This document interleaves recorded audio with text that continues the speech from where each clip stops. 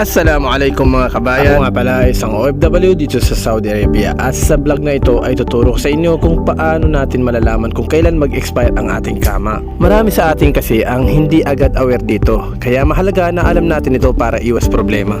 May dalawang madali at legal na paraan para makita ang expiration ng ikama natin. Kung may cellphone ka, madali lang yan. Pumunta ka lang sa iyong Play Store at i-download lang ang AppShare. Pagkatapos ay siguraduhin nyo na may number kayo na naka-attach dyan mismo sa ikama ninyo para kayo ay makapag-login o makapag-register dyan sa AppShare na yan. Ngayon kung may AppShare account na kayo, dito na para tayo ay makapag-login. Sa pag-login natin ay syempre may ginawa na tayong username. Kung wala tayong username o nakalimutan natin, pwede naman gamitin ang ating ikama number. Then yung password natin. Then kung ready na yung password niyo, saka nyo pindutin ngayon yung stay login.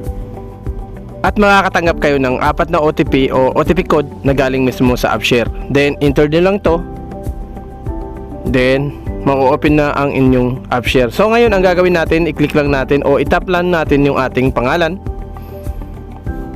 At then yung may resident ID. So sa nakikita ninyo, nandito sa baba mismo kung kailang in-issue yung ikama natin at kung kailan naman ang expired ng ating ikama.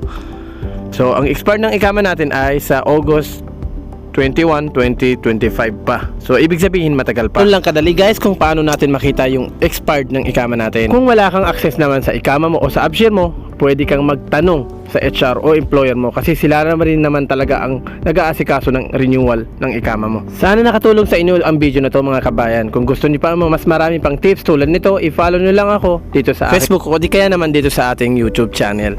Ingat kayo palagi at mabuhay ang mga OFWs.